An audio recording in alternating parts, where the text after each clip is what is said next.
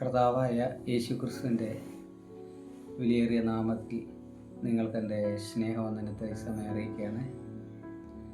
അല്പസമയം നമുക്ക് ഒരുമിച്ച് തിരുവചനത്തിൽ നിന്ന് അല്പമായി ചിന്തിക്കുക മാത്രമല്ല, അത് അങ്ങോട്ടും ഇങ്ങോട്ടും പങ്കുവയ്ക്കുക എന്നാണ് ഞാൻ ഉദ്ദേശിക്കുന്നത്. ഒരു ഉപദേശമോ മറ്റു കാര്യങ്ങളോ ഒന്നുമല്ല, വചനം പങ്കുവയ്ക്കുക എന്ന് പറഞ്ഞാൽ നമ്മളെ ചെറുപ്രായത്തിലൊക്കെ ഏറെക്കുറെ എനിക്കൊന്ന് 77 കാലഘട്ടങ്ങളിലൊക്കെ എന്നൊക്കെ ഒരു മിഠായിയൊക്കെ മേടിച്ചു കഴിഞ്ഞാൽ അറിയാം, വളരെ വിലപിടിപ്പാണ് ഒരു മിഠായി എന്നൊക്കെ പറഞ്ഞാൽ. ഇന്നത്തെ പോലെയല്ല, അന്ന് മിഠായി എന്ന് പറഞ്ഞാൽ വലിയ വിലയുണ്ട് എന്നൊക്കെ. ആവശ്യത്തിന് കുഞ്ഞുങ്ങളുടെ കയ്യിൽ ഇന്നൊക്കെ ഇഷ്ടം പോലെ സാധനങ്ങളുണ്ട്. അന്നങ്ങനെയല്ലായിരുന്നു. ഒരു മിഠായി കിട്ടിക്കഴിഞ്ഞാൽ അത് പരസ്പരം പങ്കുവെച്ച് മുറിച്ച് മധുരമുള്ള മിഠായികൾ ഇങ്ങനെ കൊടുക്കുന്ന ഒരു ശീലമുണ്ടായിരുന്നു, പങ്കുവയ്ക്കുക. അപ്പോൾ ഇന്ന് അല്പസമയം വചനം ചിന്തിക്കുക എന്ന് പറഞ്ഞു കഴിഞ്ഞാൽ പങ്കുവയ്ക്കുകയാണ്. അത് എനിക്കും അതിൻ്റെ ഒരു പങ്കുണ്ട്, നിങ്ങൾക്കും അതിൻ്റെ ഒരു പങ്കാണ്. അല്ലാതെ ഇതൊരു ഉപദേശമായിട്ട് എടുക്കുവാൻ അല്ല, പരസ്പരം പങ്കുവെച്ച് പരസ്പരം സ്നേഹവും ഐക്യത്തോടെയും പോവുക എന്നുള്ളതാണ് ഈ വീഡിയോയുടെ ലക്ഷ്യം. പിന്നെ പറയുന്ന വചനങ്ങൾ അത് ജീവൻ്റെ വചനങ്ങളാണ്. അത് തീർച്ചയായിട്ടും അത് ഏറ്റെടുക്കുന്നുവെങ്കിൽ അത് ക്രിയ ചെയ്യും. നിങ്ങൾ ദൂതന്മാരെക്കുറിച്ച് കേട്ടിട്ടുണ്ടെന്ന് ഞാൻ വിശ്വസിക്കുന്നു. എല്ലാവർക്കും വലിയ ആഗ്രഹമാണ് ദൂതന്മാരെ കാണണം. പ്രാർത്ഥിക്കുമ്പോൾ ദൂതന്മാരെ പറ്റി സംസാരിക്കും. അങ്ങനെ പല കാര്യങ്ങളിൽ നമ്മൾ സംസാരിക്കുന്നവരാണ് ദൂതന്മാർ. എന്നാൽ പലരും ദൂതന്മാരെ കാണുവാനോ ദൂതന്മാർ എന്തിനു വേണ്ടി ഇറങ്ങുന്നു എന്നോ നമുക്ക്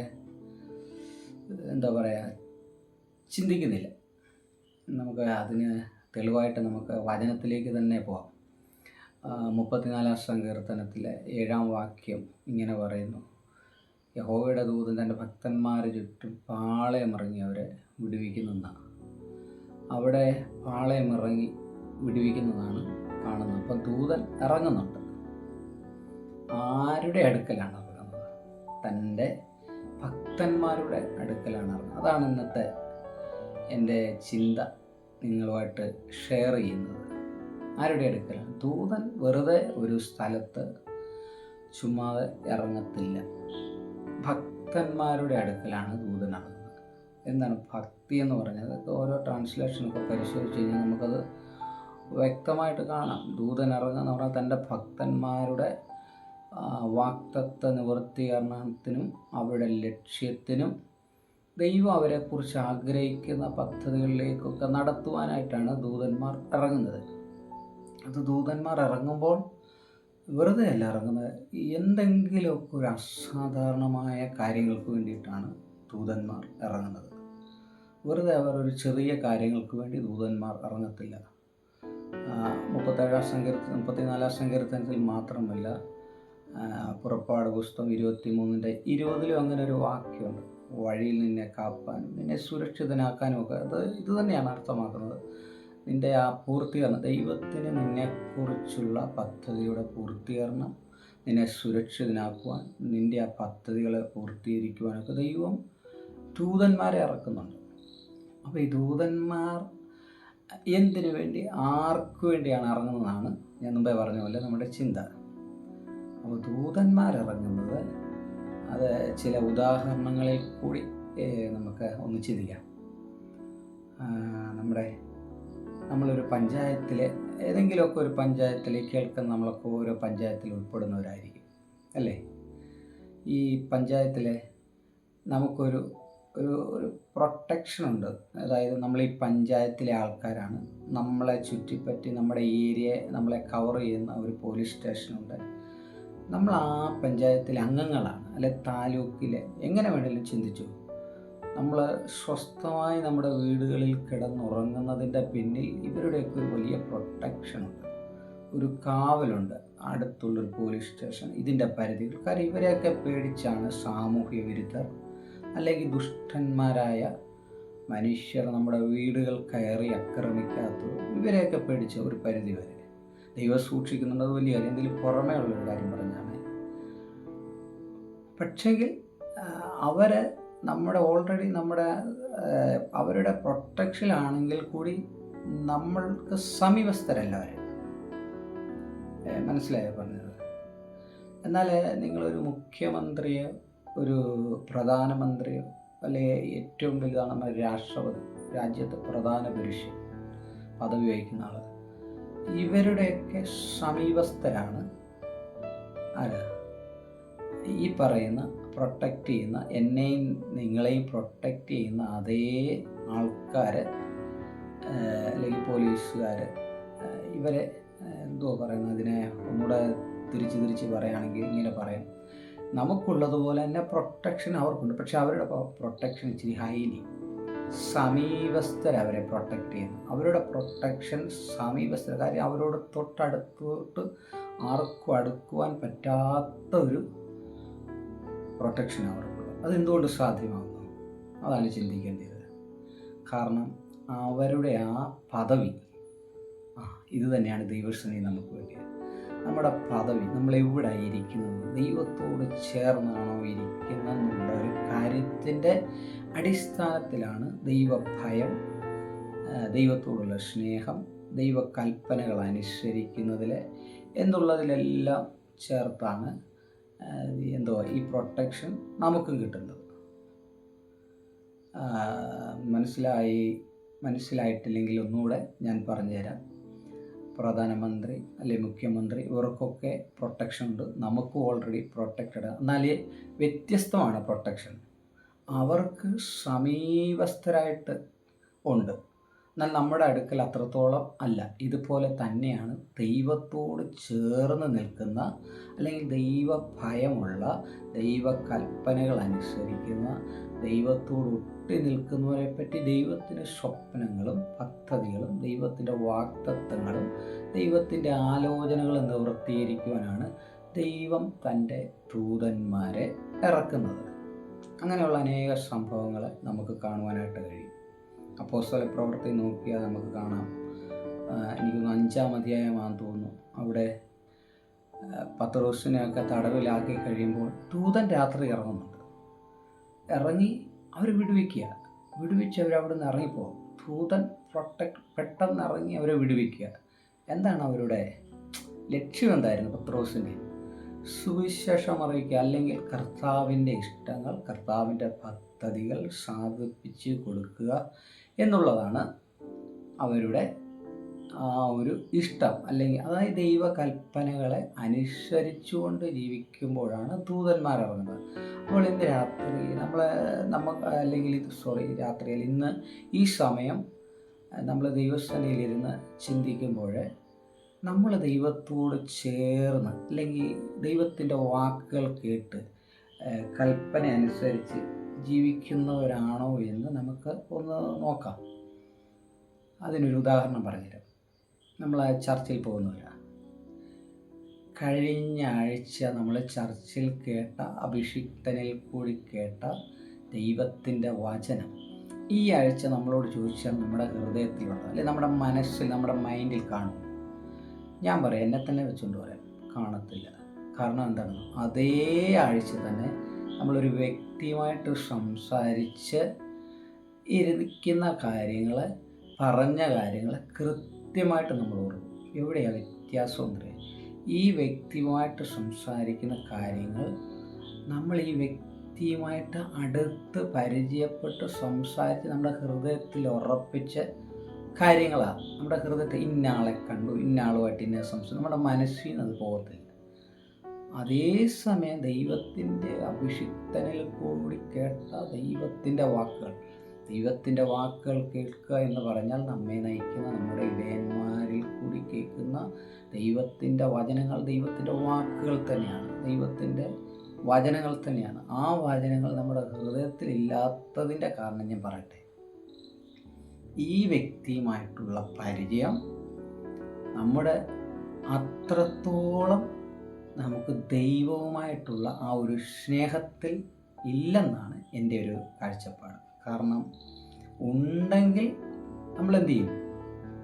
ഇതോർക്കും. കാരണം പരിചയം, ആ പരിചയസമ്പന്ന ദൈവവുമായിട്ടുള്ള ആ ഇടപെടൽ വളരെ കുറവാണ്. അതുകൊണ്ടാണ് നമ്മൾ പെട്ടെന്ന് മറന്നു പോകുന്നത്. കാരണം ദൈവത്തിൻ്റെ വചനം, ദൈവത്തിൻ്റെ വാക്കുകൾ കേൾക്കുമ്പോൾ അത് വെറുതെ കേൾക്കുക മാത്രമല്ല, നമ്മുടെ ഹൃദയങ്ങളിലെ അത് ഉരുവിട്ട് അതിനെ ധ്യാനിച്ച്, അതിനെ ചിന്തിച്ച്, അതിനെ സ്നേഹിച്ച്, അതിനെ താലോലിച്ച് കൊണ്ട് നടക്കുമ്പോഴാണ് നമ്മുടെ ഹൃദയത്തിൽ ഈ ഒരു അനുഭവം ഉണ്ടാകുന്നത്. അതേസമയം ഒരു വ്യക്തിയുടെ വാക്കുകളെ നമ്മൾ കേൾക്കുമ്പോൾ അതിനെ നമ്മൾ ഓർക്കും, അതിനോടനുബന്ധിച്ചുള്ള എല്ലാ കാര്യങ്ങളും ഓർക്കും. എന്നാൽ ദൈവത്തോടുള്ള ബന്ധത്തിൽ പറഞ്ഞ കാര്യങ്ങളെ അത്രത്തോളം നമ്മൾ ഓർക്കാറില്ല. ഞാൻ ഉപദേശമല്ല കേട്ടോ, നമ്മൾ തമ്മിൽ പരസ്പരം പങ്കിടുക കാര്യങ്ങൾ. അങ്ങനെയല്ലേ? സത്യം അങ്ങനെ തന്നെ. എൻ്റെ ഒരു അനുഭവം വെച്ച് ഏറെക്കുറെ അങ്ങനെ തന്നെ. എന്നാൽ അങ്ങനെ നമ്മളാകരുത്. നമ്മളെങ്ങനെയാകണം?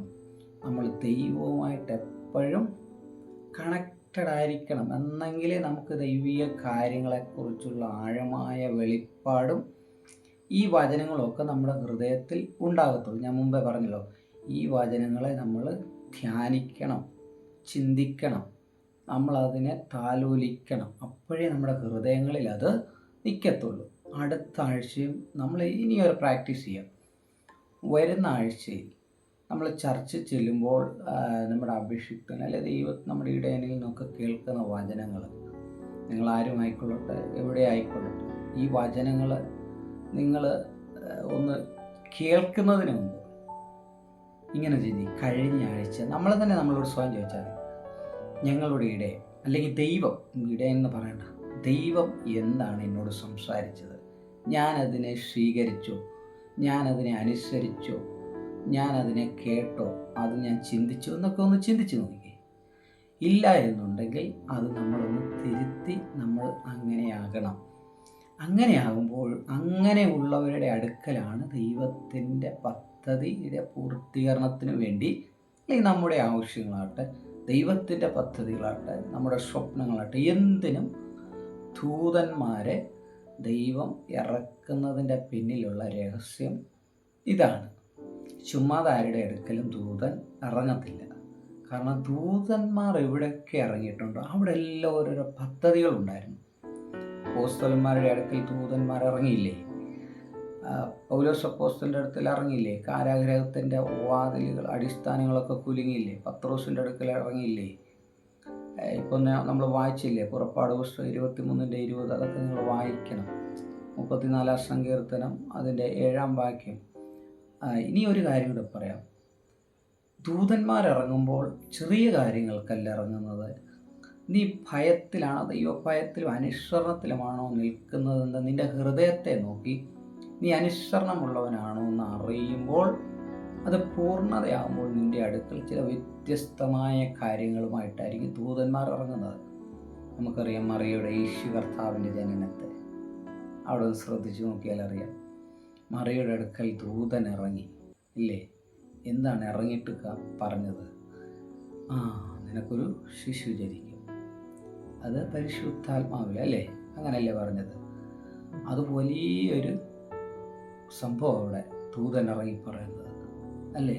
ലോക ചരിത്രത്തെ തന്നെ മാറ്റിമറിച്ച നമ്മുടെ മഹാഗുരു, മഹാദൈവവും കർത്താവുമായ യേശു ക്രിസ്തുവിൻ്റെ ജനനത്തെ മറിയോട് പറയണമെന്നുണ്ടെങ്കിൽ ആ കാലഘട്ടത്തിൽ മറിയ അതുപോലെ ദൈവം കണ്ട ദൈവ നിയോഗപ്രകാരമുള്ളൊരു പ്രിയ സഹോദരിയായിരുന്നിരിക്കണം അല്ലേ? ദൈവിക പദ്ധതിക്ക് വേണ്ടി മറിയെ അവിടെ ഒരുക്കിയെടുക്കുവാൻ, അതിൻ്റെ പൂർണ്ണതയിലെത്തിക്കുവാൻ ദൂതനവിടെ ഇറങ്ങി. അങ്ങനെയെങ്കിൽ നമ്മൾ ദൈവഭയത്തിൽ നിൽക്കുകയാണെങ്കിൽ, അതുകൊണ്ടാണ് ഒന്നുകൂടെ ഞാൻ പറയാമേ, പത്രോസിന് അവരെ യോഹന്നാനെ കാരാഗൃഹത്തിൽ അടച്ചപ്പോൾ ദൂതൻ പെട്ടെന്ന് ഇറങ്ങി അവരെ വിടുവിച്ചു ഇല്ലേ? കാരണം അവരുടെ ലക്ഷ്യം എന്തുമായിരുന്നു? സുവിശേഷമായിരുന്നു. ആ സുവിശേഷത്തിന് വേണ്ടി അവരെ ദൈവം പെട്ടെന്നിറങ്ങി വിടുവിച്ചു. അവരുടെ യാത്ര സുഗമമാക്കി, അവരെ സുരക്ഷിതനാക്കി അവരുടെ ആ പ്രവൃത്തികളെ, ദൈവത്തിൻ്റെ ആ പദ്ധതികളുടെ പൂർണ്ണതയ്ക്ക് വേണ്ടി ദൂതന്മാരെ ഇറക്കി. ഇന്ന് രാത്രി എന്ന് പറഞ്ഞാൽ അങ്ങനെ തന്നെ ഇരിക്കട്ടെ. ഒരുപക്ഷെ പകലൊക്കെ പണി കഴിഞ്ഞിട്ട് രാത്രി ഇരിക്കുമ്പോൾ നമ്മൾ ഒന്നുകൂടെ ദൈവത്തോട് അടുക്കാമോ? എങ്ങനെയാണ്? കർത്താവ്, ഇന്നു മുതൽ ഞാൻ എൻ്റെ ദൈവത്തെ കൂടുതലായി സ്നേഹിക്കും. കേവലം ഏതെങ്കിലും ഒരു ചർച്ചിൽ ചെന്ന് ഞായറാഴ്ച ചെന്ന് പാസ്റ്റർ പറയുമ്പോൾ ഇളകിയിരുന്ന് ആരാധിച്ച് തിരിച്ചു പോകുന്ന ഒരു പ്രവണതയല്ല നമ്മുടെ ജീവിതത്തിൽ ഉണ്ടാകേണ്ടത്. ദൂതന്മാർ നമ്മുടെ അടുക്കൽ ഇറങ്ങുന്ന നിലവാരത്തിലേക്ക് നമ്മുടെ ക്രിസ്തീയ ജീവിതത്തെ നമ്മൾ വളർത്തിയെടുക്കണം. ദൈവവുമായിട്ടുള്ള ബന്ധത്തിൽ ആയിരിക്കണം. സങ്കീർത്തനക്കാരൻ പറയുന്ന പോലെ, ഞാൻ യഹോവയെ എല്ലാ കാലത്തും വാഴ്ത്തും, അവൻ്റെ സ്തുതി എപ്പോഴും എൻ്റെ നാവിന്മേലിരിക്കും എന്നുള്ളൊരു ചിന്ത. അതായത് എപ്പോഴും എനിക്കെൻ്റെ ദൈവവുമായിട്ടുള്ള സ്നേഹബന്ധത്തിൽ ഞാൻ നിൽക്കും. ജ്ഞാനത്തിന് വചനത്തെ സേവിക്കും, ധ്യാനിക്കും. അത് പല ഭാഗങ്ങളിലൊക്കെ പറയുന്നുണ്ട്, ഇങ്ങനെ എൻ്റെ വചന ധ്യാനത്തിങ്കൽ തീ കത്തി. അപ്പോൾ ഇങ്ങനെയൊക്കെ നമ്മൾ ദൈവമായിട്ടുള്ള കണക്റ്റഡ് ആയിട്ടുള്ള ആ ബന്ധത്തിലേക്ക് വന്നു കഴിയുമ്പോഴാണ് അസാധാരണമായ ദൈവപ്രവൃത്തി നമ്മുടെ ജീവിതത്തിൽ വെളിപ്പെടുന്നത്. അത് വെളിപ്പെടുത്തുവാനാണ് ദൂതൻ, അതിൻ്റെ പൂർത്തീകരണത്തിന് വേണ്ടിയാണ് ദൂതന്മാർ ഇറങ്ങുന്നത്.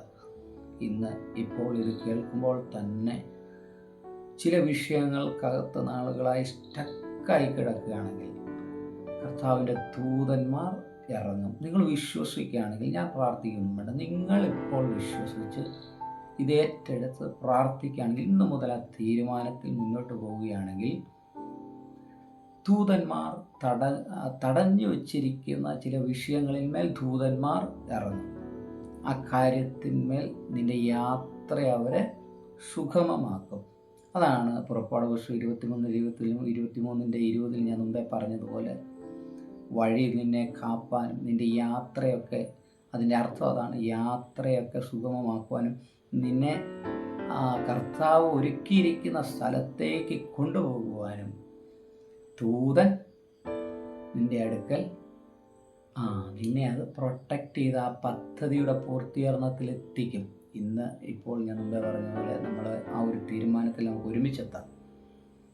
ഉപദേശമല്ലെന്ന് ഞാൻ ആദ്യമേ പറഞ്ഞു, പങ്കിടുകയാണ്. ഞാനും ഇത് കേൾക്കുമ്പോൾ തന്നെ ഞാനും ഇത് ഏറ്റെടുക്കുകയാണ്, നിങ്ങളും ഇത് ഏറ്റെടുക്കണം. എൻ്റെ സഹോദരങ്ങൾ എന്ന നിലയിൽ ഏറ്റെടുത്ത് ഇന്ന് മുതൽ തീർച്ചയായിട്ടും നിങ്ങൾ അങ്ങനെ ഒരു തീരുമാനം എടുത്ത് നിങ്ങൾ പ്രാർത്ഥിച്ചാൽ, നിങ്ങൾ ദൈവത്തോട് അടുത്താൽ, കർത്താവിനെ സ്നേഹിച്ചാൽ, കർത്താവിനെ ആരാധിച്ചാൽ, ഒരുപക്ഷെ കഴിഞ്ഞ നാളുകളിൽ നിങ്ങൾ പ്രാർത്ഥിച്ചിട്ട് കിട്ടാതിരുന്നത്, അല്ലെങ്കിൽ നിങ്ങൾ ആഗ്രഹിച്ചിട്ടും ചില സ്ഥലങ്ങളിലൊക്കെ സ്റ്റക്കായി പോയതൊക്കെ ഒരുപക്ഷെ നമുക്ക് നോക്കാം. പത്രോസും പൗലോസും ഒക്കെ ദൈവത്തെ അറിയാഞ്ഞിട്ടാണോ കാരാഗ്രഹത്തിൽ പോയത്? അല്ല, അവർ ദൈവത്തിൻ്റെ അപ്പോസ്തലന്മാരെ. അപ്പോഴും അവർ കാരാഗ്രഹത്തിൽ അടയ്ക്കപ്പെട്ടു. പക്ഷെങ്കിൽ ദൂതൻ പെട്ടെന്ന് ഇറങ്ങി വിടുവിച്ചു. അതിൻ്റെ അർത്ഥം എന്താണെന്ന്, നിങ്ങൾ ദൈവസന്നിധിയിലാണെങ്കിൽ, ഈ ഒരു ലെവലിൽ നിൽക്കുകയാണെങ്കിൽ, സ്റ്റക്കായിരിക്കുന്നിടത്തു നിന്നല്ല, തടയപ്പെട്ടിരിക്കുന്ന മേഖലകളിൽ നിന്നല്ല, ഇപ്പോൾ തന്നെ ദൂതന്മാർ ഇറങ്ങി ഈ കാര്യത്തിൻ്റെ അകത്ത് നിങ്ങളുടെ വിഷയങ്ങളേതാകട്ടെ, ദൈവീയ പദ്ധതികളാകട്ടെ, എന്തുമാകട്ടെ, ശുശ്രൂഷകളാകട്ടെ, ഏത് കാര്യങ്ങളുമാകട്ടെ, അങ്ങനെ അങ്ങോട്ട് വിശ്വസിക്കുകയാണെങ്കിൽ നിശ്ചയമായിട്ട് ഞാൻ പറയാം, ദൂതന്മാരെ നിങ്ങൾ കാണും. റിയലായി വരും, നിങ്ങളുടെ സ്വപ്നങ്ങളിൽ വരും, നിങ്ങളുടെ അടുക്കലിറങ്ങും, നിങ്ങളോട് ഗൈഡ് ചെയ്യും, നിങ്ങൾ ആഗ്രഹിക്കുന്ന, അല്ലെ ദൈവം ആഗ്രഹിക്കുന്ന പദ്ധതികളുടെ പൂർത്തീകരണത്തിലേക്ക് നടത്തുമെന്ന് വചനത്തിൻ്റെ അടിസ്ഥാനത്തിൽ ഞാൻ ഉറപ്പിച്ച് നിങ്ങളോട് പറയാം. അതുകൊണ്ട് നമുക്ക് ഒരുമിച്ച് ചേർന്ന് കർത്താവിനെ സ്നേഹിക്കാം, കർത്താവിന് വേണ്ടി വലുത് ചെയ്യാം. ഇതിൻ്റെയൊക്കെ പിന്നിലുള്ള ലക്ഷ്യം എന്താണെന്നറിയാം? കർത്താവിന് വേണ്ടി ഒരു വലിയ സമൂഹത്തെ ഉളവാക്കുക, ആ വലിയ വലിയ കാര്യങ്ങളെ ചെയ്യും, നമ്മെ തന്നെ ഒരുക്കുക എന്നുള്ളതാണ് ഇതിൻ്റെ എല്ലാം ലക്ഷ്യം. നമുക്ക് കർത്താവിന് വേണ്ടി വലുത് ചെയ്യണ്ടേ? നിത്യതയിൽ പോകണ്ടേ? അവിടെ ചെല്ലുമ്പോൾ വലിയ പ്രതിഫലങ്ങൾ മേടിക്കണ്ടേ? ഇവിടെ പ്രവൃത്തികൾ വേണ്ടേ? കർത്താവിനോട് പ്രാർത്ഥിക്കാം. ഇങ്ങനെയാണ്, കർത്താവെ, ഇന്നു മുതൽ ഞാൻ അങ്ങയെ സ്നേഹിക്കും. ഞാൻ കേൾക്കുന്ന സഭയിൽ നിന്ന്, അല്ലെങ്കിൽ ഞാൻ പോകുന്ന സഭയിൽ നിന്ന് ദൈവത്തിൻ്റെ വചനങ്ങൾ അഭിഷിക്തനോട് കൂടി കേൾക്കുമ്പോൾ ഞാനതിനെ സ്വീകരിക്കും. ഞാനത് അനുസരിക്കും, ഞാനത് മറക്കത്തില്ല, ഞാനത് ഹൃദയത്തിൽ ധ്യാനിക്കും, അതിനെ താലോലിക്കും. അതിനെ യോശുവയുടെ പുസ്തകത്തിൽ പറയുന്നത് എപ്പോഴും ഞാനത് പറഞ്ഞുകൊണ്ടിരിക്കും, ധ്യാനിച്ചുകൊണ്ടിരിക്കും, അതിന് വായിൽ നിന്ന് പോകത്തില്ല എന്നുള്ള തീരുമാനത്തിലൊക്കെ എത്തുകയാണെങ്കിൽ സക്സസ്ഫുള്ളാകും. ദൈവത്തിൻ്റെ വൻ പ്രവൃത്തികളെ കാണുവാനായിട്ട് ഇടയായിത്തീരും. അതുകൊണ്ട് നമുക്ക് ഒരുമിച്ച് കർത്താവിന് വേണ്ടി ജീവിക്കാം, കർത്താവിന് വേണ്ടി വലുത് ചെയ്യാം. കർത്താവിൻ്റെ സ്വപ്നങ്ങൾക്ക് നമുക്ക് പകിട്ടേനം. കർത്താവിൻ്റെ സ്വപ്നങ്ങളല്ലേ ഇതൊക്കെ. നമ്മെക്കുറിച്ച് വലിയ ആഗ്രഹങ്ങളുള്ളതുകൊണ്ടല്ലേ കർത്താവ് നമ്മെ തിരഞ്ഞെടുത്തത്. ചെറിയ വിലയാണ് കൊടുത്തത് അല്ല, ക്രൂശിലെ രക്തമാണ് കൊടുത്തത് കർത്താവ് അല്ലേ. കർത്താവ് നമ്മളെ നിങ്ങൾ താന്താങ്ങൾക്കുള്ളവരല്ല. നിങ്ങളെ ആരാ വിലയ്ക്ക് മേടി? കർത്താവ് വിലയ്ക്ക് മേടിച്ചിരിക്കുക. വിലയ്ക്ക് മേടിച്ച രക്തത്തിൻ്റെ വില അറിയുമോ? അത് ഭയങ്കര. ഭൂമിയെക്കാളും ഭൂമണ്ഡലങ്ങളെക്കാളും സ്വർഗങ്ങളെക്കാട്ടിലും സ്വർഗാദി സ്വർഗങ്ങളെക്കാട്ടിലും ഈ കാണുന്നതിനെക്കാട്ടിലും അതിന് വിലയില്ല. അതിൻ്റെ വിലയ്ക്ക് തുല്യമായ ഒരു വിലയും മറ്റൊന്നിനും യേശുവിൻ്റെ രക്തത്തിന് തുല്യമായ വിലയ്ക്കും ഉള്ളതൊന്നുമില്ല. അത്രയ്ക്ക് വില കൊടുത്ത് മേടിച്ച ദൈവം നിങ്ങളെ വെറുതെ വിളിച്ചിരിക്കുന്നു എന്ന് അലംഭാവത്തോടുകൂടിയ മനോഭാവത്തോടെ ജീവിക്കാതെ കർത്താവിന് വേണ്ടി വലുത് ചെയ്യണം എന്നുള്ള മനോഭാവത്തിൽ ജീവിക്കുക. കർത്താവിനെ സ്നേഹിക്കുക, കർത്താവിനെ ആരാധിക്കുക, കർത്താവിനോട് ചേർന്ന് നടക്കുക, പറ്റിച്ചേരുക.